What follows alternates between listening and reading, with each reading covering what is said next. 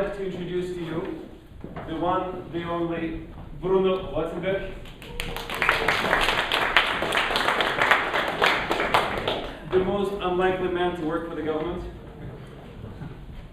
Bruno heads up the Brussels Enterprise Agency. His job is to help you guys start, launch, and grow fantastic companies. That's what he does day in and day out. And he's going to talk us very quickly through the theory and the practice of the business model canvas. And we'll also choose one team to do the live exercise right away so you see what you should be doing, hands-on, right this morning. All right? Okay. Cool. Let me put up the board and you take it away. Yeah. So you don't have time to create a business. You want to get focused. You want to focus time, money, resources. You don't have too many resources. So probably you have those problems. First, global approach. You have too many things to create, too many things to think about this startup. You know, a startup is so many different components, and it's hard to understand how they interact together. Plus, you are working in a team, so it's tough to create quickly a common cultures. What are we talking about when we talk about value proposal? Probably it's not exactly the same thing for each of you. What are we talking when we think about customer relationship or segment of clients? Probably not the same thing. Plus the fact that the disease, the problem, the customer pain of those startups visiting me are always the same. The first pattern, the first positioning that you adopt or that you think about, you stay with it. And we have plenty of academic studies demonstrating that you have to work out, you have to challenge, you have to generate options from the very beginning. Too fast you decide to freeze a positioning or to freeze what we call a pattern. So you need a tool to generate and explore options. Then, of course, you will be in competition when you create a startup. So you quickly have to understand how are the others company positioning themselves. So you have to also understand what are their business model, how will they compete with you, what are their resources. So it's a tough challenge if you don't have a tool to compare and benchmark with this competition. Plus the fact that I told you everything is interrelated. So it's a model, it's an ecosystem. You startup is an ecosystem. If you change one piece of this ecosystem, probably you change everything. Then you have to understand the relation between the components, avoid the Me Too syndrome. Probably that you will unconsciously replicate a model, an existing model, because this model is in your cultures. So what you have to do is to understand this existing model and see if you have a change to differentiate from this model. Then once again you need a tool. And then of course you must have fun. Because creating a company, it's having fun, then you generate option also, you play and you use your creativity. So you probably need to work on a business model. This guy, it's a very easy business model, extracting the clay, manufacturing a product, selling to local customer. No need for a business model. Then Gutenberg, first startup, there was no book. He had invented something, he was looking, it was a solution looking for a problem. Probably you will be confronted. This guy innovated a business model, created Diners Club. In those times there were no plastic money, he invented the plastic money. This is more tricky. Nobody wanted to buy this machine. That was in '57, Rank Xerox. There was no photocopy machine, there was no need. The customer didn't want to have copiers. They had dramatically to change and to innovate by the business model, otherwise nobody would ever buy this machine or use this machine. Okay? So what do we propose? In the year 2000 with the internet, think 2 seconds, everybody knows resto.be. You all agree it creates value. At that time they didn't know, okay, everybody agreed it was creating value, but nobody was understanding how they could deliver value to the customer and overall capture this value. Nobody wanted to pay for resto.be. So they start to think about this business model and they try to represent easily a business model like this. A business model is how do you create value? Most of the people agree on this thing, that's easy, that's my value proposal and so on. How are we delivering value? They invented this side because on that time the internet dramatically changed the way that the value was brought to the customer. And then how you capture value. That was the price mechanism, among others. So this is the way in the year 2000 people tend to represent a business model. But it was not enough because it became more and more complex, and the business of itself, using those sort of ecosystem, became more and more complex. So they had to find about first a definition of the business model. So that's the definition of business model, a conceptual tool, so it's a concept with a set of elements, their relationship, expressing a company logic of earning money. Okay, I will not go more in detail, you will have the slide and the definition. So what I propose you today is to use this methodology. Probably you know it, some of you have played with it already. It's a business model canvas from Osterwalder. It's very powerful and it's exactly what you need if you want to play quickly, create quickly a common cultures, understand in the team what is the different component of the business model, and how to generate options for each of the 9 pieces, in each of the 9 items of the business model. So basically, you have what in the middle, value proposal, then you have who, and then I will challenge you very much about choose your customer. Don't be too broad. If you're too broad, you won't be able to test your VP quickly and to get feedback from the customer and understand if you create value. The people, you know, Ben Picard and myself who work at the MIC, we see plenty of startups, they all have the same problem. My market is this. No, impossible. You won't be able to reach such a large market. This is your market, you have to understand it, you have to test it, get feedback and quickly adapt in order to be very good in a very short segment. That's what we talk about this part of the canvas. Then how, plenty of way, value chain, you know what are the resources you use and also what are the partnership you will use to enrich the model. And then of course the cost. You have 9 building blocks. And you see all those blocks are interrelated. Value proposal, we talked about it. I don't know. You can be either driven by, I have a strong value proposal, or you can be driven by your competence and resources. I have fantastic resources, or I'm very good at this. I should find value proposal for a customer. Or you see that the customer has a problem. I see such a problem in the market, and if somebody could solve this problem, it could be very successful. So you have 3 origins in the canvas from your business model. And I'm pretty sure the projects you have today are first resource and competence looking for a problem to solve, or you already have a value proposal and you're looking for a client, you have a solution looking for a problem, or you identify a problem and you try to solve. This is basically the 3 models. Or eventually you can say, I will enlarge the market segment because I will make a low-cost model for something, you know, for an existing market. Okay? So, can we take one team, ready, you know, having fun, and we play 5 minutes with this team? Come on.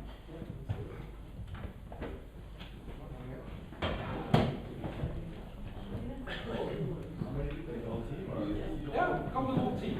No team.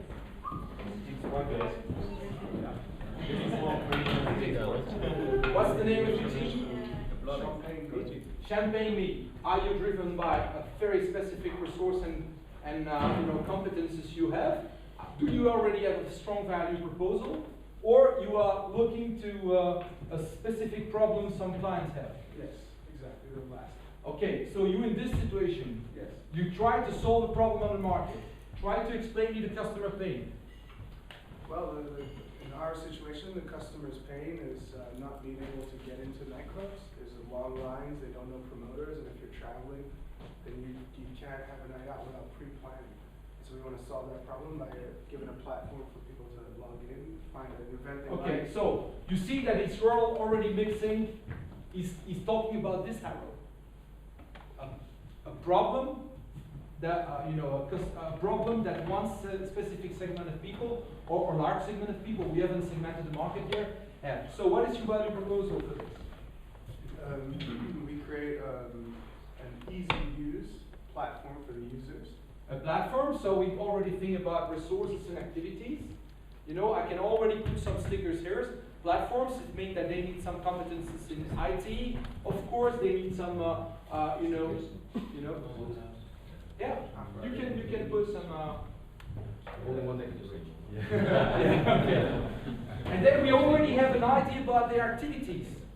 you know, and we understand the link between their activities and the key resource. Go ahead.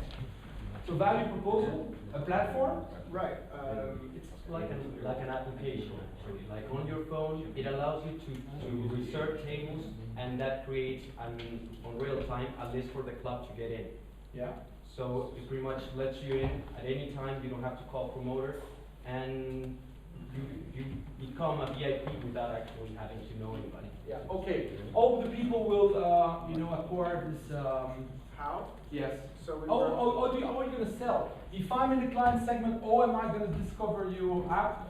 And you know, how will I decide to buy it? Through, we hope that the channels that we're hoping to use is through customer acquisition agents, like concierges at hotels. Okay, so you have partner network. Yes. Okay. Yeah. So if you talk about this is a great example of a distribution channel. It can be either a distribution channel or eventually a partner. You know, when you decide to you know, to find another actors, it can be either on distribution or in activities that you decide not to do something, and then it can be either in the production. Probably they will subcontract plenty of things, and probably with some companies they will have a stronger relationship and they can be called partner. Okay. So distribution channel is agent. So, for example, the people in the hotel will recommend The parties and okay.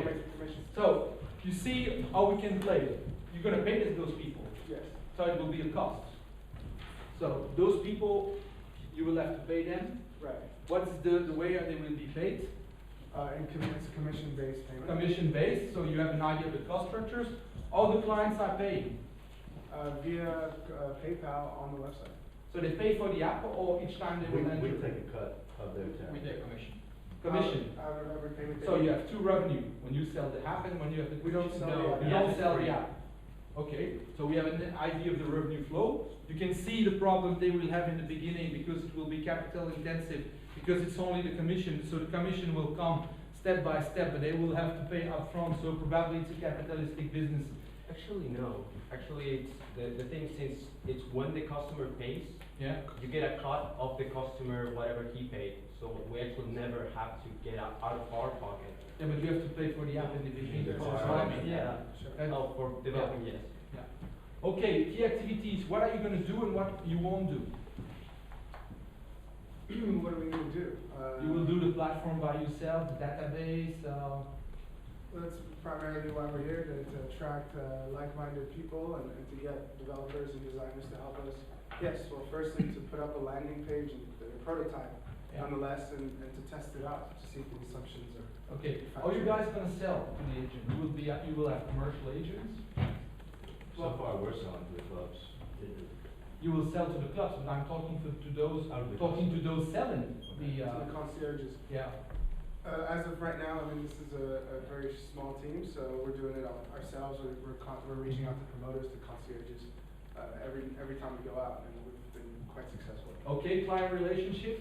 What kind of relationship you develop with the customer in order to push them to use more and more the system, or to acquire more customers? You know, also to push your existing clients eventually to recommend yourself and have some benefits from it. We actually, this came out last night, and one of the group members brought up an exciting way. It's just we want to build a story. Whenever someone uses the app, goes out, we want to have a night to remember. So either a free champagne bottle or a stripper on the table, or something for that's a story. So then people can tweet about it, can write something about it, and say, you know what, use champagne. It's a night to remember. So that's one way we could acquire customers or just spread out the word. Okay, so one of the things they would have to do, and we don't have the time, is to identify the existing resource they will have to compose in their activities and to have an idea about the cost of the structure. Probably it's platform-based, some servers and things like that. You know, that's what you will find here. Then some advertisement, the costs will come also from the client relationships, and then the cost will come to visit plenty of people to recommend the system to the end customer. And then probably the problem will be the cost of PayPal, the fact that you have to get registered by PayPal and that you pay upfront and you wait for the kind of long, it's not really a long tail business model, but you play the long term. Okay, this is so very quickly. If they would have to explain you their business, probably it would take more time. With those 9 elements, you can put the stickers on the wall or on the canvas on the table. And then what's interesting also is that you can challenge each part of each of the 9 components of the business model. You can get into it and say, okay, how can we do it another way? And then you can have very small brainstorming, component by component, to see how you can improve or challenge. First step. Second step, who is actually competing with us in this segment? They will say immediately, nobody. Probably that there are some substitute, some magazine or whatever. So today, what you do, there are of course some people doing approximately the same thing.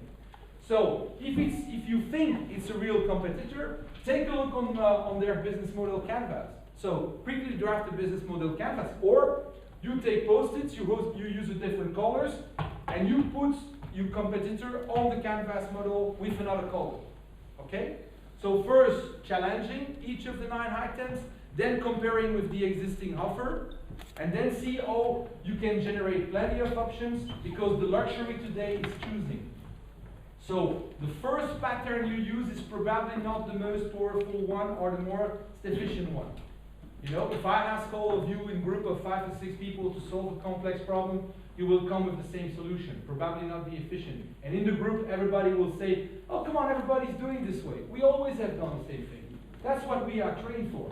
So what comes out from this kind of dynamic is not the most efficient solution. So here you get a chance to challenge each of the items, and then quickly be able to explain it to the group. Everybody understand the 9 items, understand what's their limit, what's their use, and then you challenge each of the 9 items, you generate options, and you see if you come to one ecosystem that's powerful and that you think you can transform in a sound, reliable, lasting business. Okay? Okay, another team. Go for it. You guys?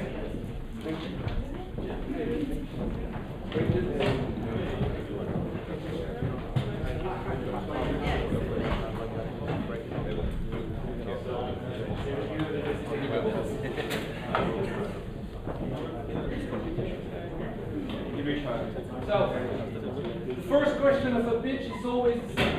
What is it? The first question of a pitch is what? So it's a wedding facilitator platform. Okay, the first question of the pitch is, what kind of customer pain are you trying to solve? The people that are getting married and the guests. Yeah. Yes. What are the problems? Getting married is not absolutely a problem. It's too expensive, it's too expensive, and people all go to shops individually, and all those shops can ask high prices because everybody wants something really important.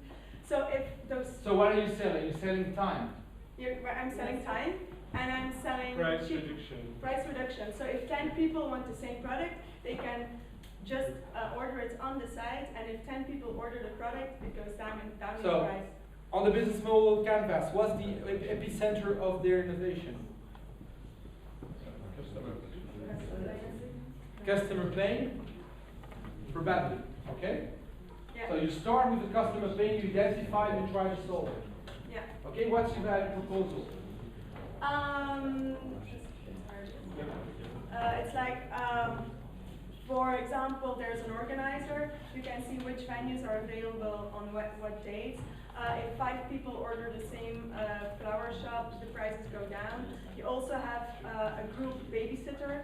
So instead of 20 people calling the babysitter, one babysitter comes to the party, nobody has to pay, they just bring their kids. Okay, one information. When you think about a value proposal, there are some very good reflexes. First one is what's in the value proposal is the perception of the value by the client.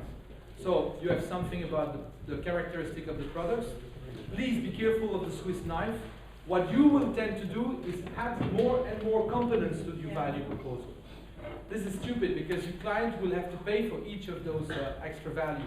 If you know your customers and if you start to segment, because they didn't set they were giving this, for who exactly they were giving this value proposal. Are they talking about a very specific niche of very rich people, already using the system? Or they say, no, we want to democratize this for people less, having less money. That's probably what you're trying to do, okay? So, in this case, the value proposal, they have to talk about this. Yeah, just not necessarily. It's just that there's more people using the same service at the same time, so it's better to group it and then price. And then you have greater power to the people furnishing the flowers. It's for the same price having more or having the same thing for less. Okay, so you have value proposal. Be careful of the Swiss knife. Don't put too many value. If you know your customer, you will be more focused on, and you will create more margin, more profit. If you sell a Swiss knife and the people are not interested by the 27 blades, probably that you won't make money. Okay, so first characteristic of the product, be careful, no Swiss knife. Then we have to talk about the access. How the people are accessing the product. Is it a platform? Is it physical people? That's important to state also. It's online. So you have to also to explain this in the value proposal. Then you have all the extra services. You have a product and then you have some extra services. You have also to speak about describe to talk about this when you describe the value proposal. Okay, and then what I like to have in the value proposal is the experience. Experience, that's the American word for wow. What are you talking? When your clients are talking about the service, what do they say? What do you want them to say? Okay, this explains very quickly to the people what is your business. What kind of value are you creating? Okay, so it's a platform. Same question. How are you going to sell to those people? So the distribution channel, it's the website basically. So there is one website which is a platform, which will be accessible by standard web browsers and mobile browsers. Okay, be very cautious with this. I will dive on you on what's the cost of generating clients. Everybody will find the. Okay, so the cost of generating client will be the advertising we will do on. So I expect to see somewhere. For example, the Facebook. For example, everybody puts when he's engaged. He's very proud, so he puts engaged on Facebook. Then you just put the advertisement really focus on all the people that just put engaged on their Facebook, for example, in Belgium. Because we first want to focus on the market we know. Okay, I understand. How do you make money? Pay and click advertisements and also commissions from the shops that put their shop online. So this is typically a model called. What's the name of this business model?